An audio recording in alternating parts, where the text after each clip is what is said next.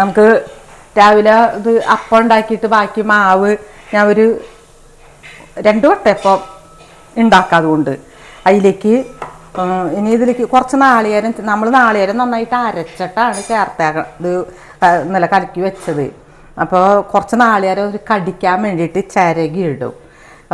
ശർക്കര ഇത്രയ്ക്ക് ശർക്കര വേണ്ട, അത് ഉരുക്കിയിട്ട് നമുക്കത് മധുരം പാകം നോക്കിയിട്ട് ചേർത്താൽ മതി. അപ്പോൾ ഞാനിപ്പോൾ ഒരു 5 കഷ്ണം ശർക്കര എടുത്തിട്ടുണ്ട്, അത് ഉരുക്കിയെടുക്കാം. അപ്പോൾ ഇതിലേക്ക് നമുക്ക് ഇത്തിരി ജീരകവും 2 ഏലക്കായൊക്കെ പൊടിച്ച് ചേർത്ത് അത് വേവിക്കുമ്പോൾ നമുക്ക് ചെയ്താൽ മതി. ഏലക്കായും ജീരകമൊക്കെ അപ്പം ചെയ്താൽ മതി. ഇപ്പോൾ ഞാൻ ശർക്കര ഉരുക്കി ഒഴിച്ച് നാളികേരം ചിരകിയിട്ട് വയ്ക്കുക. അപ്പോൾ വൈകുന്നേരത്തെ ചായക്ക് ഒരു പലഹാരം ഉണ്ടാക്കി നമുക്ക് ചെയ്യാം കേട്ടോ. ശർക്കര ഉരുക്കി ഇതിലേക്ക് മധുരം പാകം നോക്കിയിട്ട് ചെയ്ത് കൊടുക്കുക.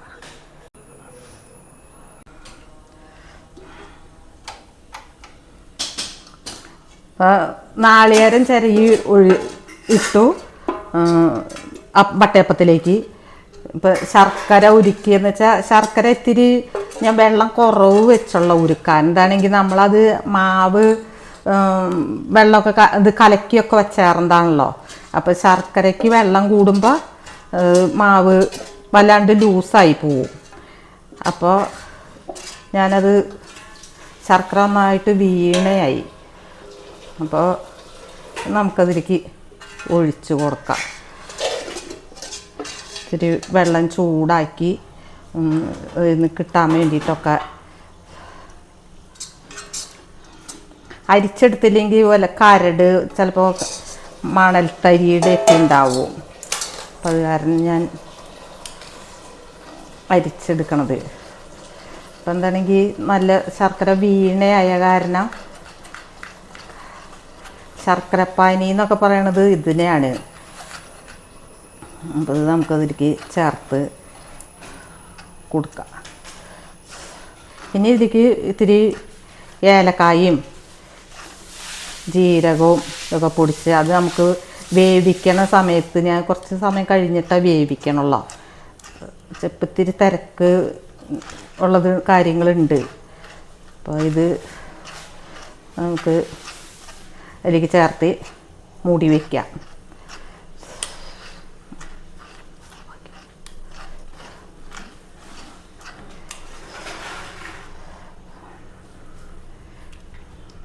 ശർക്കര നല്ല പോലെ കട്ടിയായി. മധുരം നോക്കിയിട്ട് വേണമെങ്കിൽ ഇത് മധുരം ഉണ്ടാവും.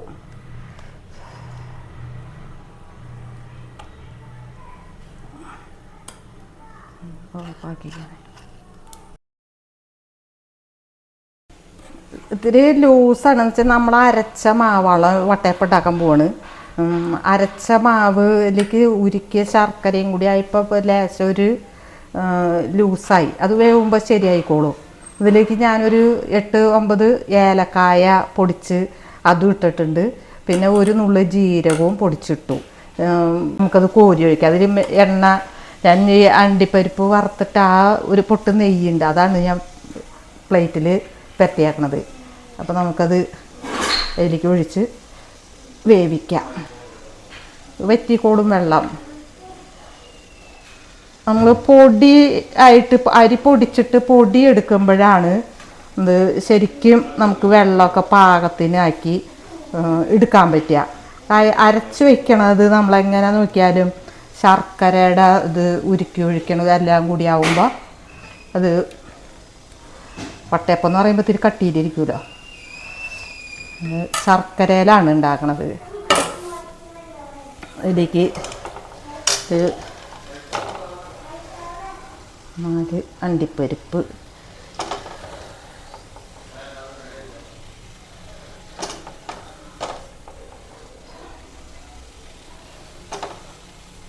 ഇട്ട് കൊടുക്കാം. അതില്ലേ അത് വേവട്ടെ.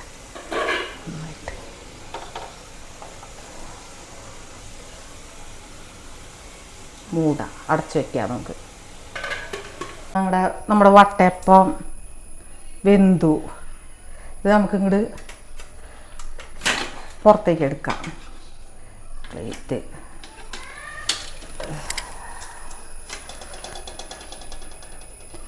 വിയർപ്പ് കളയാൻ. അപ്പോൾ എന്താ എൻ്റെ ഇത്തിരി മാവ് ഇത്തിരി ലൂസായി തോന്നിയാലും നന്നായിട്ട് ശരിക്ക് വറ്റി വെന്ത് കഴിയും. നമുക്ക് ചൂടാറുമ്പോൾ പ്ലേറ്റിൽ നിന്ന് എടുത്ത് മുറിക്കാം. ചൂടാറിയിട്ട് വേണം എടുക്കാൻ, അല്ലെങ്കിൽ ഇങ്ങനെ പിടിക്കും.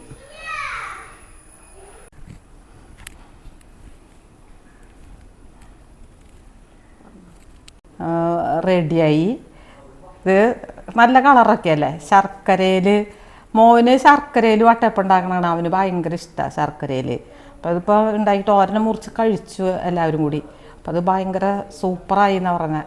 ഞങ്ങളുടെ ഒരു ഇളയപ്പൻ്റെ മോള് വന്നിട്ടുണ്ടായിരുന്നു, മിണ്ടാത്തതാണ്, ചെവിയും കേൾക്കില്ല. അപ്പോൾ അവളത് കഴിച്ചിട്ട് ഇങ്ങനെ കൈ കൊണ്ട് സൂപ്പറാന്ന് പറഞ്ഞു. അപ്പോൾ ഇത് ഞാനിത് രാവിലെ അപ്പം ഉണ്ടാക്കിയല്ലോ. രാവിലെ അപ്പം ഉണ്ടാക്കിയിട്ട് അതിൽ നിന്ന് കുറച്ച് മാവ് എടുത്ത് വെച്ചിട്ട് അതിൽ ഞാൻ പറഞ്ഞിട്ടുണ്ടായി കുറച്ച് നാളികേരവും കുറച്ച് തരി, പുട്ടുപൊടിയുടെ തരി കുറച്ച് അത് നനച്ച് പുട്ടിൻ്റെ ഭാഗത്തിന് നനച്ച് കുതിർത്തിയൊക്കെ വെച്ചിട്ട് ആ പൊടി കുറച്ച് ഇതിൽ കൂടെ കലക്കി കൊടുത്തു. പിന്നെ നാളികേരം ചിരകിട്ടെന്ന് പറഞ്ഞല്ല, ഒരു 8-9 ഏലക്കായ പൊടിച്ചിട്ടു, ഒരു നുള്ളി ജീരകം അതും പൊടിച്ചിട്ടു, 5 കഷ്ണം ശർക്കര. ഇപ്പം മധുരം നല്ല മധുരമുണ്ട്. നല്ല മധുരമൊക്കെ ആവശ്യമുള്ളവർക്ക് മധുരം, എനിക്ക് അത്രയ്ക്ക് മധുരം വേണ്ട. അപ്പോൾ എനിക്ക് എൻ്റെ ഭാഗത്തിന് ഇത്തിരി മധുരം കൂടുതലാണ്, ഇവർക്കൊക്കെ മധുരം പാകാം. അപ്പോൾ ഇത് നല്ല, ഞാനിങ്ങനെ മുമ്പും അപ്പത്തിന് മാവ് അരച്ചൊക്കെ വെച്ചിട്ടുണ്ടെങ്കിൽ അത് ഞാൻ വൈകുന്നേരത്തേക്ക് ഒഴിവുണ്ടെങ്കിൽ അപ്പം ഞാൻ വട്ടയപ്പം ഉണ്ടാക്കും. അത് അങ്ങനെ ഒരു ശീലമുണ്ട് എനിക്ക്. അപ്പോൾ അതിപ്പോൾ എനിക്കിന്ന് രാവിലെ അത് ഉണ്ടാക്കി അപ്പമൊക്കെ ചുട്ട് കഴിഞ്ഞപ്പോൾ എനിക്ക് തോന്നി ബാക്കി വന്ന മാവ് വട്ടയപ്പം ഉണ്ടാക്കാമെന്ന്. ഉണക്കലരിയുടെ ആണല്ലോ. അപ്പോൾ ആ ഉണക്കലരിയുടെ ആ കളറും ഈ ശർക്കരയുടെ കളറും കൂടിയായപ്പോൾ നല്ലൊരു കളറ് വന്നു. ഇത് എല്ലാവർക്കും ഇഷ്ടാവുമെന്ന് വിചാരിക്കണു. കത്തി മുറിക്കാം. നമുക്ക് മുറിക്കാം.